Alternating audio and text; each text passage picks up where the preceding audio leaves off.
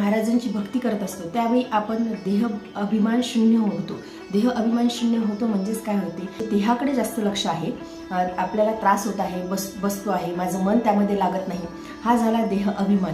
परंतु जेव्हा आपण महाराजांची भक्ती करायला लागतो त्यावेळी देह अभिमान शून्य होतो. म्हणजे आपल्याला किती जरी त्रास झाला तरी सुद्धा आपण निष्ठा ठेवून महाराजांचं पारायण पूर्ण करतो. म्हणजे एक निश्चय घेतो की आज मला महाराजांच्या श्री गजानन विजय ग्रंथाचे 7 अध्याय वाचायचे आहेत. किंवा कुणी गुरुपुष्य अमृत योगावरती पारायण करतात, जे पारायण करायला 6 ते 7 तास लागतात किंवा 8 तास देखील लागतात. तर परंतु ते एका ठिकाणी बसून एक निश्चय बसून त्यांचा निश्चय असतो, ते अटल असतात की मला हे जे पारायण आहे हे पूर्ण करायचं. हा झाला देह अभिमान शून्य. म्हणजे आपल्याला देहाचं भान त्यावेळी उरत नाही. आपण एवढ्या सुंदर भक्ती मार्गावरती चालतो, मनामध्ये एवढी भक्ती जागृत होते, आपण एवढ्या छान भक्तीच्या मार्गावरती चालतो आणि त्यावेळी आपल्याला आपल्या देहाचं देखील भान उरत नाही.